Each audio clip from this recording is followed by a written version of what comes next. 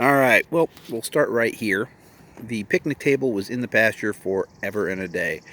All I did was notch out that middle section there, and that 4x4 is it's a 7-foot 4x4, but it's buried 2 feet deep.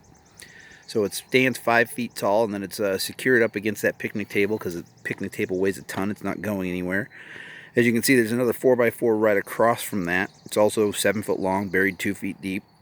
Puts the top at 5 feet, and that's what I use to support my swing. The swing is a couple of S-hooks and eyelets put into 2x4. This is all made from everything but the table is made from pretty much all from wood that was laying around the yard and recycled pallets. This over here, 4 pallets turned into a cube, and I know it looks very simplistic, but I did have to strip apart a lot of other pallets in order to make the top flat without having big holes in between, so they can walk across without their feet going in between the slats and risk them breaking an ankle. Over here I've got this ramp. It's a couple of deck boards with the planks out of some pallets screwed to it. I put on some roofing shingles so that they could get some traction because they weren't able to get up it before. It was a little too slick for their little hooves. I built my suspension bridge right here. It's in between 2 towers designed the exact same way. The suspension bridge ended up being a lot heavier than I thought it was going to be, and it ended up tipping this one over because it's not secured to those 4x4s on this side. But what I did is I ran stakes into the ground, 18-inch stakes. I ran them in about a foot, and then I screwed them directly to the back end. You can see them down there. So now when the weight goes onto the suspension bridge, it doesn't tip the whole tower over.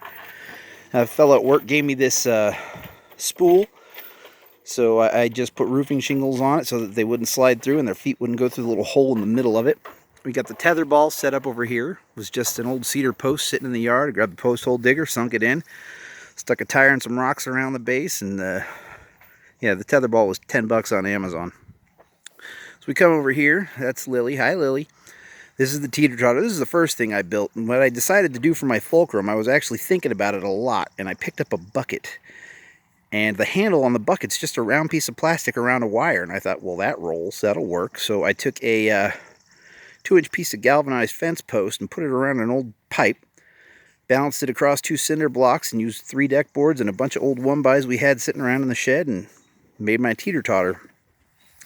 Now on the other side of that one that I bolted down, there's basically another pallet. It's been framed up, and I got one pallet that was narrow and long from work, and so I just screwed slats across the top so that it would cover those holes but still give them traction to walk up it. This one here, there's slats on top to cover the holes. It was a botched attempt, my first attempt at trying to make this thing. And those are my kids. That's Rocket and Groot. Groot, say hi. All right, well, Rocket's the one licking his foot. Groot's the one closer to the feed bucket. Or, I'm sorry, yeah. Well, Groot's the one that's brown like a tree. Rocket's the one that's black like a raccoon. This is my goat utopia, so we call it Ugopia.